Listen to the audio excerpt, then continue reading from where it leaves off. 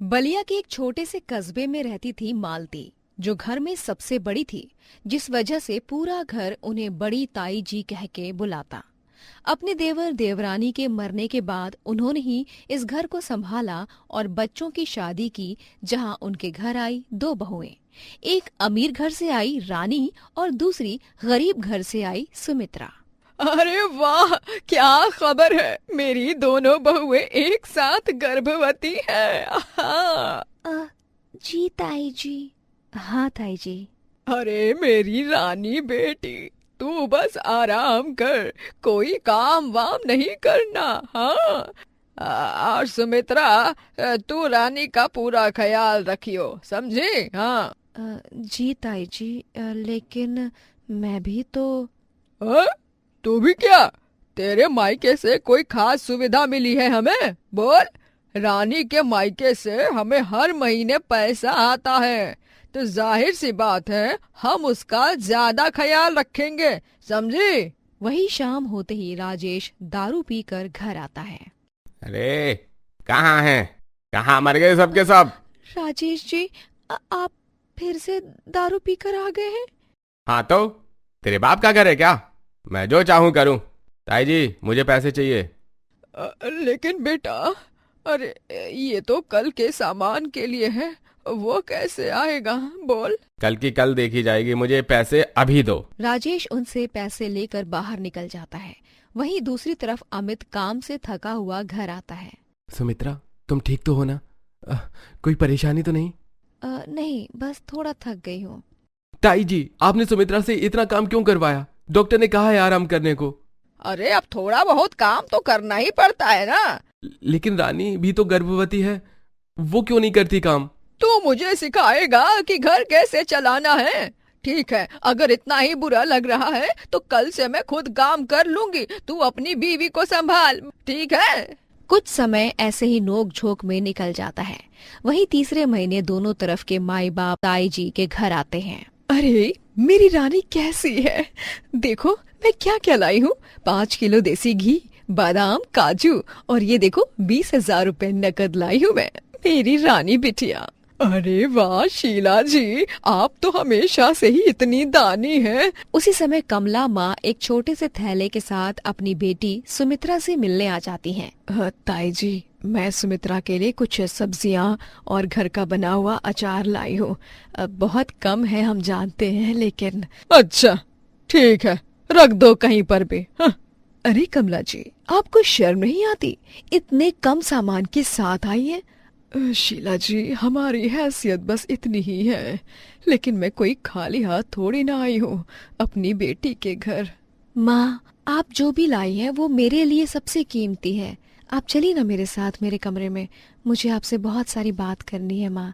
ऐसे ही 6 महीने बीत गए। रानी को सिर्फ आराम मिला, जबकि सुमित्रा रोज घर का काम करती रही। सुमित्रा जी को बहुत आराम की जरूरत है, उनका ब्लड प्रेशर बढ़ा हुआ है। अरे हाँ डॉक्टर साहब, हम पूरा ख्याल रख रहे हैं सुमित्रा का। घर पहुँचते ताई जी झल्ला के डॉक्टर को ही अनाप शनाप बोलने लगी। डॉक्टर की बातों में मत आना तू सुमित्रा, तू तो एकदम ठीक है। चल रानी के लिए खीर बना जल्दी से। ताई जी, मुझे चक्कर आ रहे हैं, तबीयत ठीक नहीं है। अरे नाटक बंद कर, रानी को देख, उसे कभी कोई शिकायत नहीं होती, लेकिन तू जब देखो नाटक करती है। हाँ। काश मैं सुमित्रा की हेल्प कर पाती, लेकिन राजेश जी और ताई जी बहुत डांटते हैं मुझे, क्या करूं? रात के समय राजेश नशे में धुत होता है और घर आते ही चिल्लाना शुरू कर देता है। कहाँ है मेरा खाना? राजेश जी, मैंने बनाकर रखा है। इतना बेस्वाद खाना? मैं कल अपने दोस्तों के साथ दारू पार्टी कर रहा हूँ, वही पेट भर के खाऊंगा खाना। और हाँ, कल की पार्टी के लिए मुझे कुछ पैसे चाहिए। बेटा, घर में पैसे नहीं हैं। तो रानी की माँ से मांगो, वो तो अमीर है ना।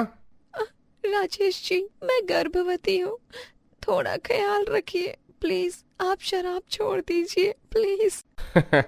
अरे बिल्कुल, मैं बस कल लास्ट टाइम पीऊंगा, उसके बाद सब बंद। बस कल के लिए पैसे दे दो। तभी उसी वक्त अमित वहाँ आता है। राजेश, घर में इतना शोर क्यों है? सुमित्रा को आराम चाहिए। हाँ तो कहाँ उनको कुछ कह रहा हूँ मैं, मुझे तो बस इस बुढ़िया से पैसे चाहिए। अरे कम से कम घर की औरतों का सम्मान तो कर। इसी बात पर दोनों भाइयों में झगड़ा शुरू हो जाता है। सुमित्रा बेहोश होकर गिर जाती है। सुमित्रा, देखा आपने, मैंने कितनी बार कहा था इसको आराम करने दो, लेकिन नहीं, आप लोगों को अपनी पड़ी है बस। अरे ये तो कमजोरी की वजह से हुआ है। मेरी बेटी को क्या हो गया? बेटा अमित, डॉक्टर के पास ले चलो, हॉस्पिटल ले चलो। बहुत गंभीर स्थिति है, पेशेंट को पूरी तरह बेड रेस्ट चाहिए। लगता है बहुत ज्यादा काम किया है। सुना आपने, अब खुश हैं? ताई जी कुछ नहीं बोलती हैं और घर वापस चली आती हैं। वहीं धीरे धीरे दोनों बहुओं के डिलीवरी का समय भी नजदीक आ गया। अमित, बहुत दर्द हो रहा है। अमित, चलो तुरंत हॉस्पिटल चलते हैं। पेशेंट कमजोर है, डिलीवरी में समस्या हो सकती है। डॉक्टर साहब, मेरी बेटी को कुछ नहीं होना चाहिए। वहीं कुछ घंटों के बाद डॉक्टर बाहर आकर बोलते हैं, बधाई हो, एक सुंदर सा बेटा हुआ है, लेकिन माँ बहुत कमजोर है। दूसरी तरफ रानी की भी डिलीवरी होती है। ताई जी, मेरी बेटी कैसी है? अरे एकदम सुंदर, बिल्कुल तेरी तरह। हाँ। बच्चों के जन्म के बाद दोनों बहुएं घर वापस आती हैं। अरे मेरी छोटी रानी बिटिया कितनी प्यारी है। नजर ना लगे। ताई जी, क्या मेरे बेटे को भी? अरे हाँ, बाद में देख लूंगी। पहले रानी के बच्चे के लिए दूध गर्म कर दे तू, समझी? ताई जी, सुमित्रा अभी भी कमजोर है, वो काम कैसे करेगी? अरे तो क्या करूं, रानी भी तो थकी हुई है। बेटी, मैं यहाँ रुक जाऊंगी, तेरा ख्याल रखूंगी। कुछ समय बाद ही राजेश फिर शराब के नशे में डूबने लगा। अरे कहाँ है मेरा लाल, मुझे गोद लेना है उसे। राजेश जी, आप होश में आइए। मुझे मेरे बच्चे से अलग करेगी, तेरी इतनी हिम्मत? अरे बेटा, अभी तू नशे में है, बच्चा डर जाएगा बेटा। राजेश गुस्से में बर्तन फेंकता है, जिस वजह से बच्चा डर से रोने लगता है। देखिए, आपकी वजह से बच्चा डर रहा है। क्या हो रहा है यहाँ? अरे तू बीच में मत आ। मैं इस घर का भी सदस्य हूँ, रोज रोज ये नाटक नहीं चलेगा। तुम्हें शराब अब छोड़नी चाहिए। दोनों भाइयों की लड़ाई देखते हुए रानी के मन में एक तूफान मच गया। अचानक उसे याद आया कि कैसे सुमित्रा ने उसके बच्चे की देखभाल की थी जब वो बीमार थी, कैसे खुद भूखी रहकर उसे खाना दिया था। मैं कितनी स्वार्थी हूँ। सुमित्रा ने कभी मुझसे कुछ नहीं मांगा, फिर भी मैंने उसे कभी अपना नहीं समझा। आज अमित जी मेरे बच्चे के लिए लड़ रहे हैं और मैं अपनी ही देवरानी की मदद नहीं कर सकी। रानी को अचानक एहसास हुआ कि जब भी वो परेशान होती थी, सुमित्रा ही उसके पास आती थी। जब उसका बच्चा रोता था तो सुमित्रा ही उसे चुप कराती थी। मैंने हमेशा सोचा कि मैं इस घर में अकेली हूँ, लेकिन सच तो ये है कि सुमित्रा ही मेरी सबसे बड़ी सहारा थी और मैंने उसे कभी वो प्यार नहीं दिया जिसकी वो हकदार थी। ताई जी, मैं सुमित्रा के काम में हेल्प करूंगी। अरे तुझे क्या जरूरत है रानी बिटिया, वो खुद कर लेगी करम जली। नहीं ताई जी, आज मुझे समझ आया कि रिश्ते पैसों से नहीं प्यार से बनते हैं। सुमित्रा ने मुझे कभी पराया नहीं समझा, लेकिन मैंने उसे हमेशा दूर रखा। तुम्हारी कोई गलती नहीं है रानी, तुम बहुत अच्छी हो। है गलती सुमित्रा, मैं सोचती थी कि मैं इस घर में अकेली हूँ, लेकिन सच ये है कि तुम हमेशा मेरे साथ थी। जब मैं बीमार थी तुमने मेरी सेवा की, जब मेरा बच्चा रोता था तुम दौड़ कर आती थी और मैं अपने अहंकार में डूबी रही। भाभी, आपका ये सुधार देखकर दिल खुश हो गया है। अमित जी, आज आपने सिखाया कि असली रिश्ता क्या होता है। रानी को अब साफ दिखाई दे रहा था कि असली खुशी पैसों में नहीं बल्कि पारिवारिक प्रेम में है। उसने तय किया कि अब वो सुमित्रा को अब देवरानी नहीं बल्कि अपनी दोस्त मानेगी। हाँ दीदी, हम सब साथ रहेंगे और आप और हम बहनों की तरह। धन्यवाद भाभी। वहीं पूरे परिवार ने सोच लिया था कि राजेश का नशा छुड़वाने के लिए कुछ न कुछ करना होगा। ताई जी, राजेश जी को ट्रीटमेंट के लिए भेजना होगा। लेकिन पैसे? मैं पैसे दूंगा, लेकिन राजेश को बदलना होगा। सुमित्रा, जल्दी से स्वस्थ हो जाओ, फिर हम लोग घर में पार्टी करेंगे। जब तक तुम ठीक होगी तब तक राजेश जी की भी शराब की आदत खत्म हो जाएगी। हाँ बहन, जरूर। और इस तरह जो घर भेदभाव से भरा था वो प्रेम और एकता का घर बन गया। सुमित्रा को मिली वो इज्जत जिसकी वो हकदार थी। राजेश भी सुधर कर एक अच्छा पिता बना। मालती ताई को भी एहसास हुआ कि पैसों से ऊपर होता है रिश्तों का प्यार। कृष्णा, आज कॉलेज की फीस के लिए क्या करूं? हाथ में बस 200 रुपए बचे हैं। पापा कोई बात नहीं, मैं कुछ दिन छोड़ दूंगा कॉलेज। नहीं बेटा, तेरी मम्मी का सपना था कि तू पढ़े लिखे। मैं कुछ न कुछ जुगाड़ करूंगा। हे भगवान, कोई रास्ता दिखा दो। ग्राहक भी कम आते हैं, पैसे भी नहीं बचते। कुछ तो चमत्कार कर दे प्रभु अपने इस भक्त पर। तभी उसके ढाबे पर अमित और विकास भूख से परेशान होकर आते हैं। यार हॉस्टल का खाना खाकर तो मरने का मन करता है, पेट में दर्द हो रहा है। इससे अच्छे तो मैगी बना के खा लूं, मगर रोज रोज तो वो भी गले से नहीं उतरती। हाँ भाई, घर जाने का मन करता है। मम्मी का खाना बना याद आ रहा है। आओ बेटा, क्या हुआ? बहुत परेशान लग रहे हो। अंकल हम हॉस्टल में रहते हैं, वहां का खाना अब क्या ही बताऊं आपको। खाने का अपमान होगा अगर ज्यादा बुराई की तो, लेकिन उस खाने से अच्छा मैं भूखा रह लूं। बेटा समझ गया, घर के खाने को मिस कर रहे हो ना। चलो बैठो, कुछ खिलाता हूं तुम लोगों को। अंकल हमारे पास ज्यादा पैसे नहीं है। पैसे की बात मत करो, पहले पेट भरो। रामदास अपने हाथों से दाल, चावल, चटनी, रोटी, अचार और सलाद सब लेकर उन्हें परोसता है। पहले कौर लेते ही उनकी आंखें नम हो जाती हैं। अंकल ये तो बिल्कुल घर जैसा स्वाद है। बेटा, जब से मेरी पत्नी गुजरी है मैंने उसकी रेसिपी सीखी है अपने बेटे कृष्णा के लिए, लेकिन अब ये प्यार तुम्हारे लिए भी है।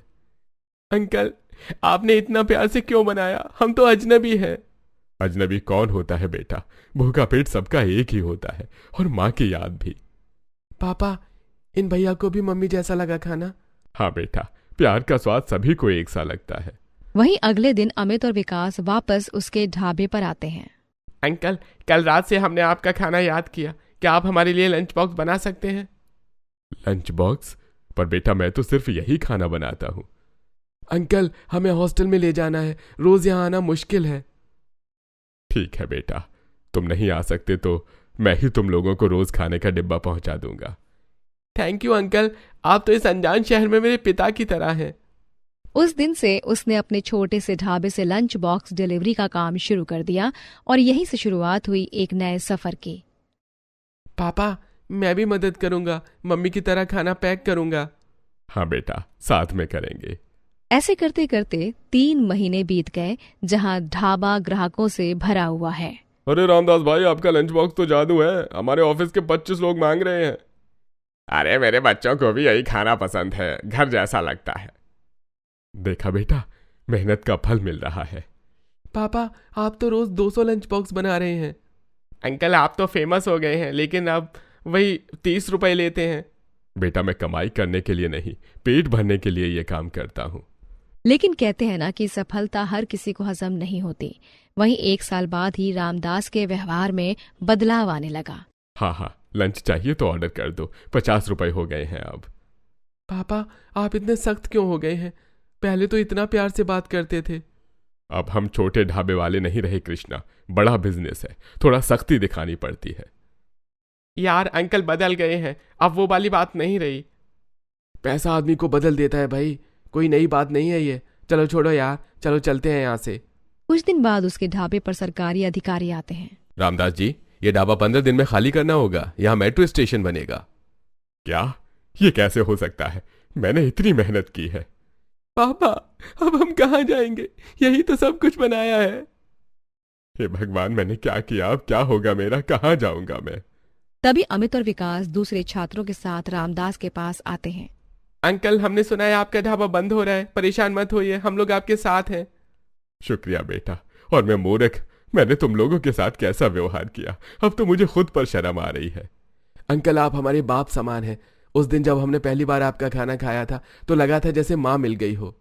अंकल हमने पेटिशन तैयार की है, 500 लोगों के साइन हैं। कल प्रेस को भी बुलाया है अंकल, आपका ढाबा नहीं जाने देंगे। मैं तुम लोगों के लायक नहीं हूं बेटा, मैंने तो तुम्हें भुला दिया था। अंकल गलती तो इंसान से होती है, आप हमारे दिल में हैं, ये कभी नहीं भूलेंगे। रामदास अंकल जिंदाबाद जिंदाबाद, रामदास अंकल जिंदाबाद। ये ढाबा नहीं हटेगा, नहीं हटेगा, मनमानी नहीं चलेगी, नहीं चलेगी। अरे इतना बड़ा समर्थन। इस धरने की खबर जब ऊपर नेताजी तक गई तब तुरंत उन्होंने इस जगह को वहीं रहने का आदेश जारी कर दिया। ठीक है रामदास, हम दूसरी जगह देखते हैं मेट्रो के लिए। तुमको अब से यहाँ हटने की जरूरत नहीं है। बेटा, आज तुमने मुझे जिंदगी वापस दे दी। अंकल, आपने हमें सिखाया था कि प्यार क्या होता है, आज हमने वही वापस किया जो आपने हमें दिया था। थैंक यू भैया, आप लोगों ने मेरे पापा की मदद की, बहुत बहुत आभार आप सभी का। अंकल एक बात कहें, आपका लंच बॉक्स सिर्फ खाना नहीं था, वो था माँ का प्यार और पिता का आशीर्वाद। और वो अब भी है बेटा, हमेशा रहेगा। बस बीच में मैं थोड़ा भटक गया था, मगर ईश्वर ने मुझे सब दिया। आज भी रामदास का ढाबा वहीं खड़ा है। अब भी वो अपने हाथों से लंच बॉक्स बनाता है और हर बॉक्स में होता है एक पिता का प्यार, एक माँ की याद।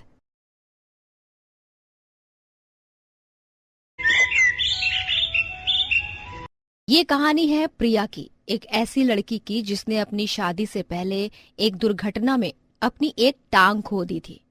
डॉक्टरों ने उसे नकली टांग लगा दी थी, लेकिन यही नकली टांग उसके ससुराल को ही तोड़ देगी, उसको मालूम नहीं था।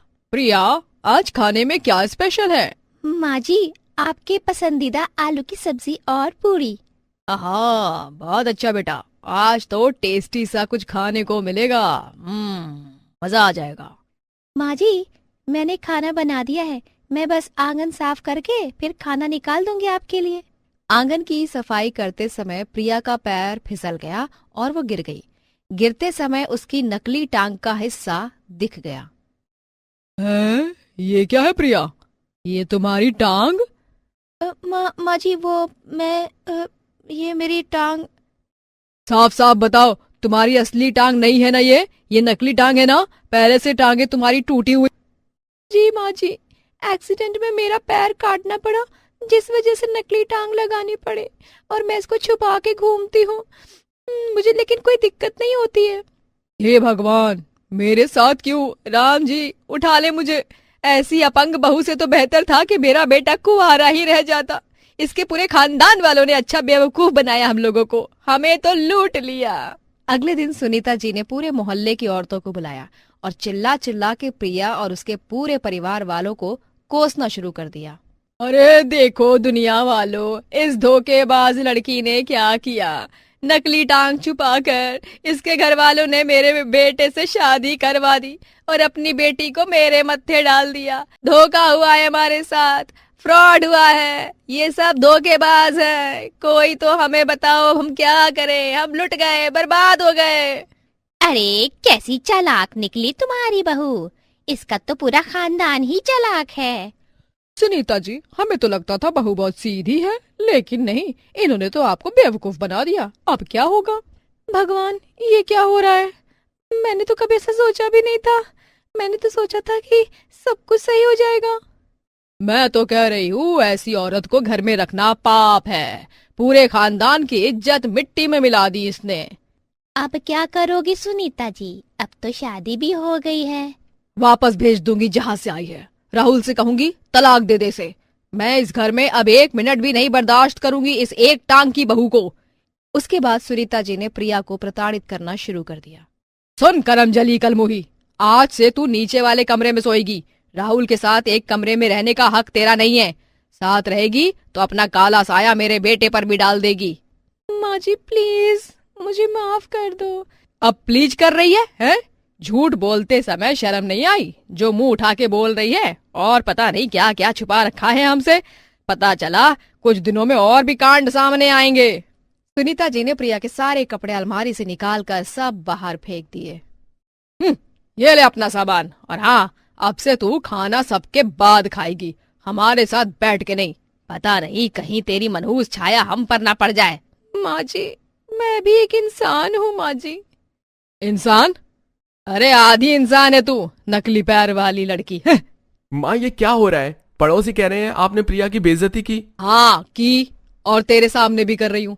इस धोखेबाज को घर से निकाल अभी के अभी, मैं इसे बर्दाश्त नहीं कर सकती। माँ, प्रिया ने कोई गलती नहीं की, मैं उससे प्यार करता हूँ। प्यार? एक अपंग से प्यार? मेरे जिंदा रहते इस घर में नहीं रह सकती ये। तो फिर मैं भी जा रहा हूँ। प्रिया चलो यहाँ से। हाँ हाँ जा जा, तू भी जा, मुझे छोड़ के जा, इस अपंग के साथ जा, अकेला छोड़ दे मुझे। मैंने तुझे पैदा किया और तू इस एक टांग वाली के साथ मुझे छोड़कर जाना चाहता है। जा जा जा, देखूंगी मैं तू कहाँ जाएगा।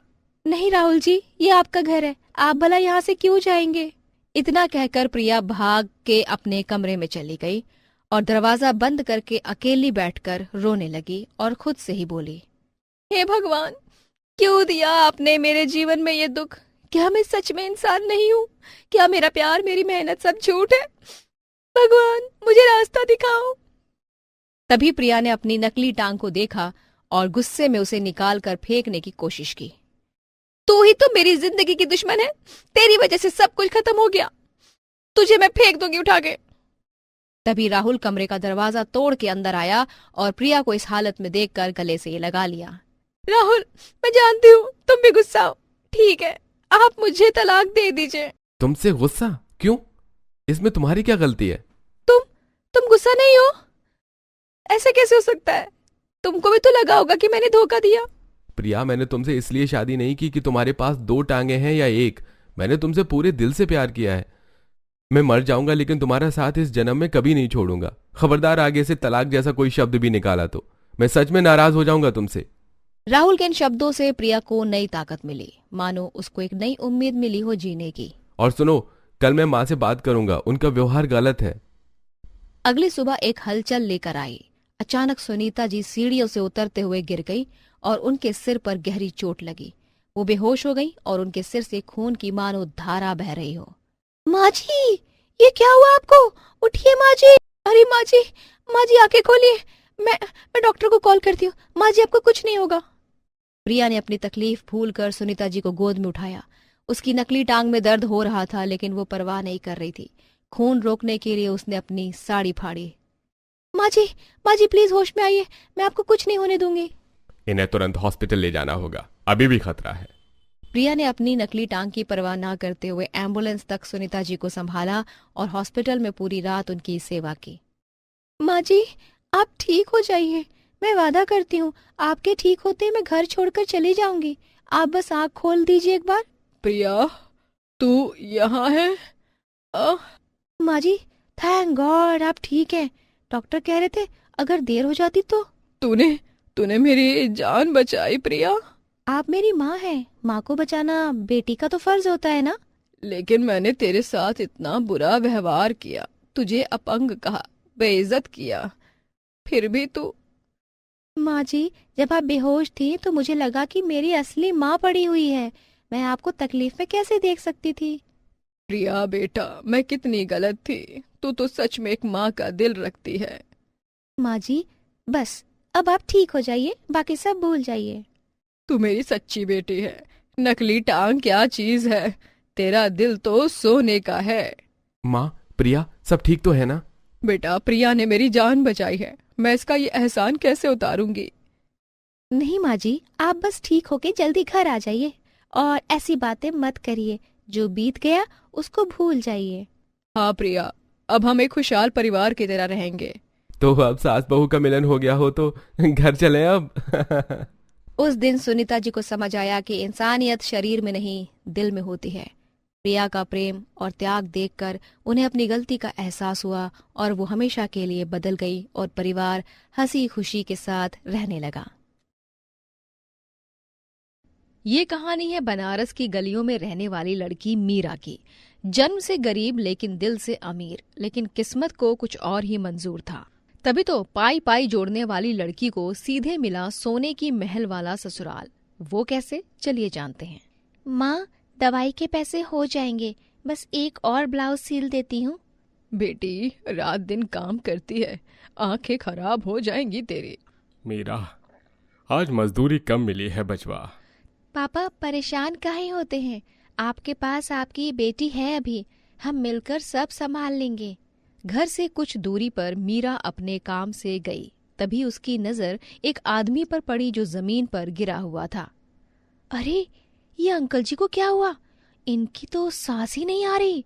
कोई गरीब आदमी है शायद, छोड़ दे, अपना काम देख। पागल है क्या आप? ऐसे कौन बोलता है? मदद नहीं कर सकते तो फालतू की बात मत करिए और ज्यादा भीड़ मत लगाओ। हटो। ऑटो, ऑटो, अरे ऑटो ले भैया, रुको तो। भैया जल्दी अस्पताल ले चलो इन्हें। अब इनको सही समय पर ले आई हैं।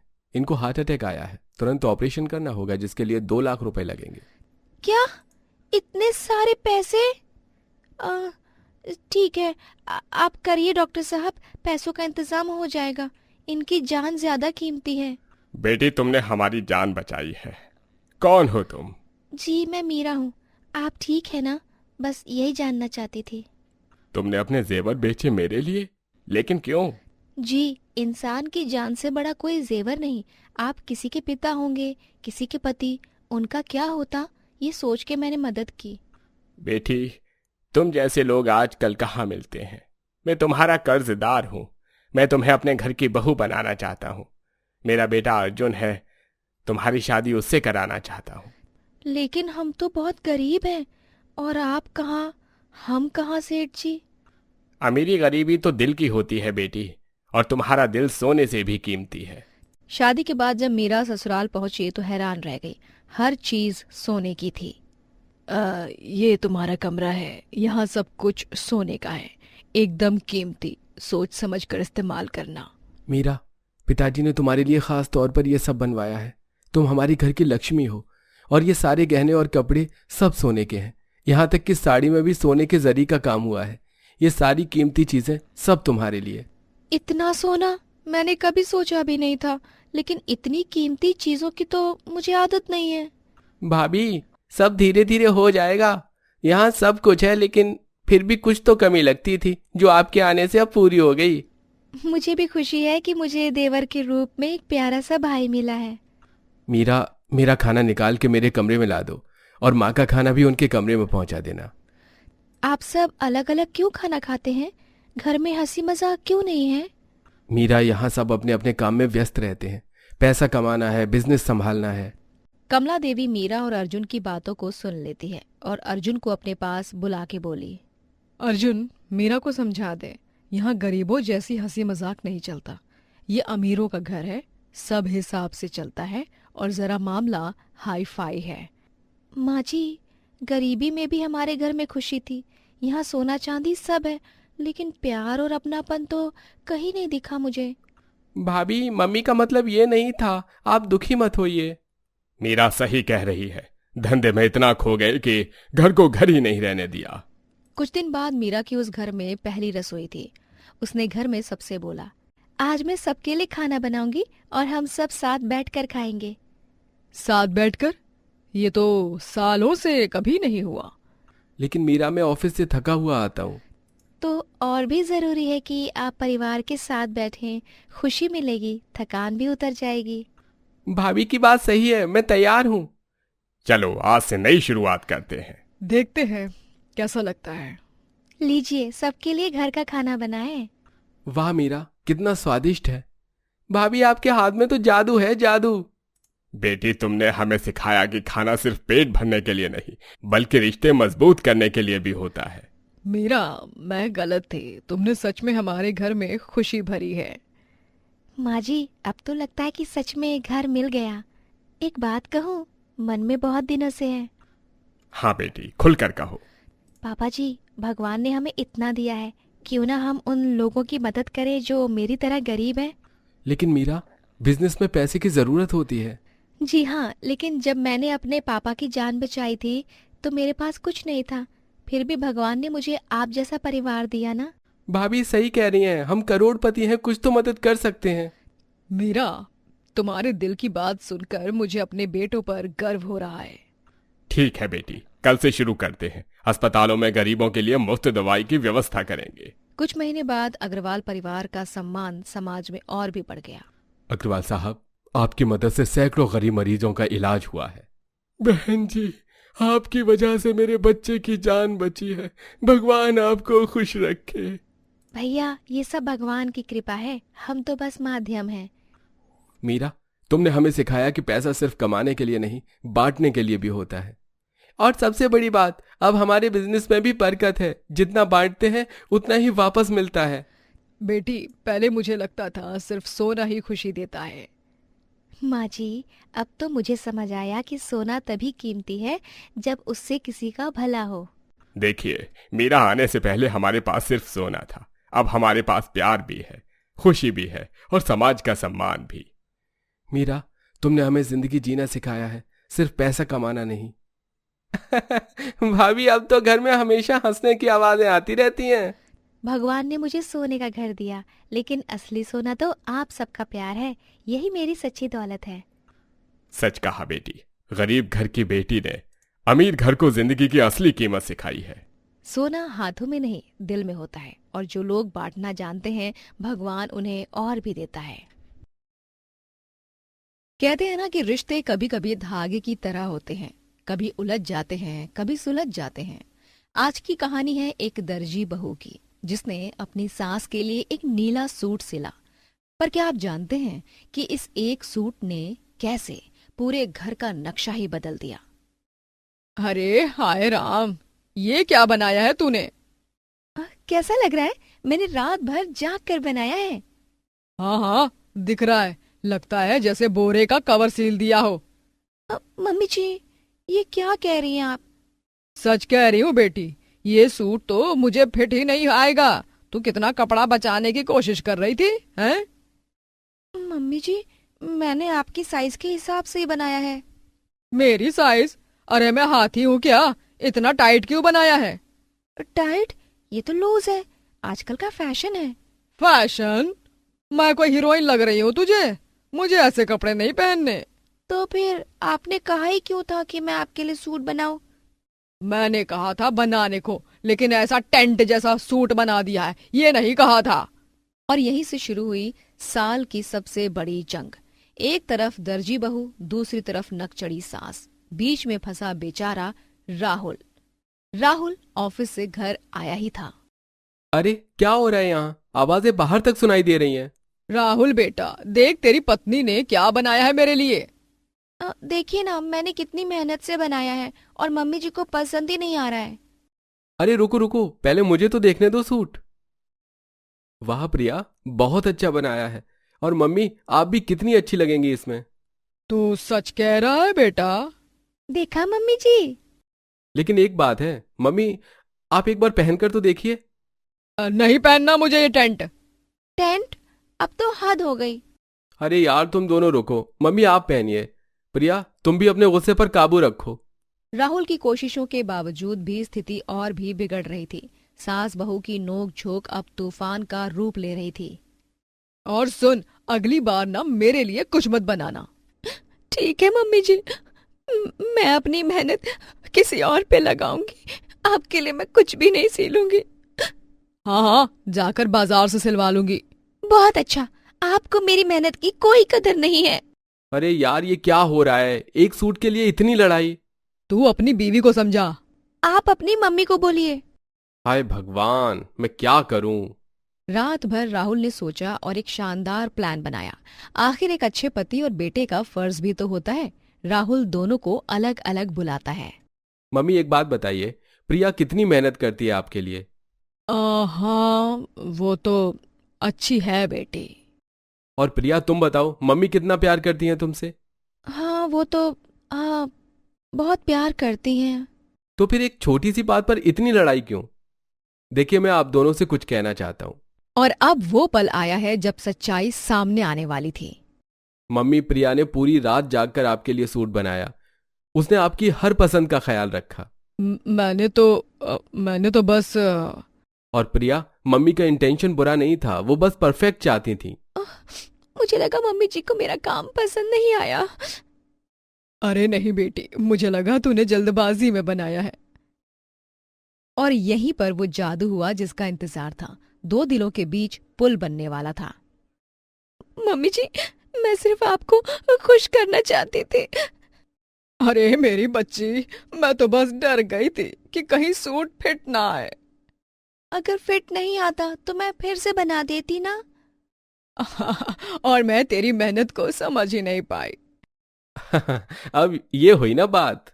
कभी कभी छोटी सी गलतफहमी बड़ी लड़ाई का रूप ले लेती है, पर जब प्यार सच्चा हो तो हर समस्या का हल निकल जाता है। चल बेटी, मैं इस सूट को पहन कर देखती हूँ। जी मम्मी जी, और अगर कुछ एडजस्टमेंट चाहिए तो बता देना। वाह मम्मी, बहुत खूबसूरत लग रही हैं आप। सच में प्रिया, तूने तो कमाल कर दिया है। और मम्मी जी, आप इसमें बिल्कुल परफेक्ट लग रही हैं। माफ कर दे बेटी, मैंने तेरी मेहनत की कद्र नहीं की। अरे नहीं मम्मी जी, मुझे भी समझना चाहिए था। और इस तरह वो नीला सूट जो कल तक लड़ाई की वजह था, आज प्यार का कारण बन गया। अब तो मेरा घर फिर से जन्नत लग रहा है। और राहुल, तेरी बीवी तो उस्ताद दर्जी निकली। मम्मी जी, अब आप मुझसे जो भी बनवाना हो बेझिझक कहिएगा। अरे हाँ, मुझे एक लाल साड़ी भी चाहिए, समझी? पक्का मम्मी जी, लेकिन इस बार आप ट्राई करके बताइएगा कि कैसी चाहिए। और मैं दोनों के बीच रेफरी का काम करूंगा। अरे नहीं चाहिए। नहीं चाहिए। कहते हैं ना कि घर में प्यार हो तो हर समस्या का हल निकल जाता है। आज के इस किस्से से हमें यही सीख मिलती है कि रिश्तों में समझदारी और धैर्य सबसे जरूरी है। एक छोटी सी बात भी प्यार से सुलझाई जा सकती है।